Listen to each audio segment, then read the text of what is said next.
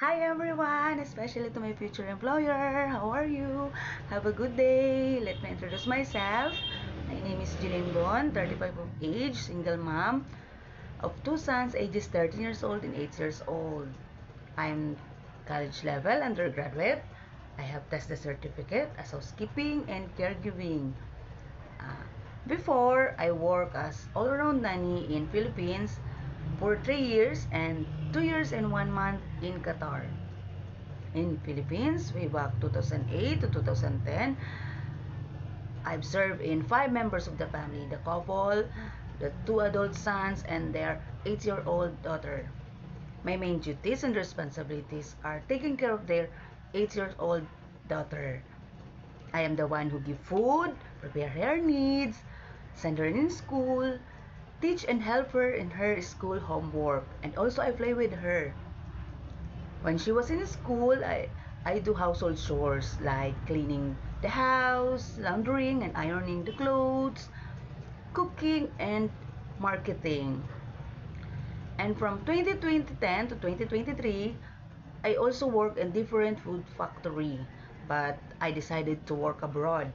So, in Qatar from 2023 to 2025, I've served in 4 members of the family, the couple, the 8-year-old and the 5-year-old boy.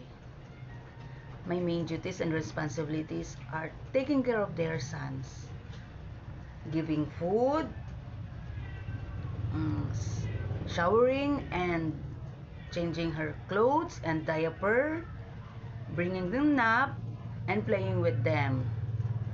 And also, I teach the 5-year-old boy in toilet training. And also, I prepare educational activities like building blocks, solving puzzles, coloring, and also I teach the 5 years old in ABC alphabet. And I also play with them. While they're in school, I do household chores like cleaning the house, vacuuming and mopping the floor, cooking, and marketing. For my future employer, please give me a chance to work with your family, and I will do my best and to prove that I am capable for this job.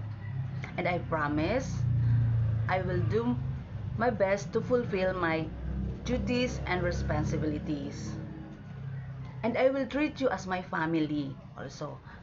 I am happy and excited to work with you, sir and mom. Thank you and God bless.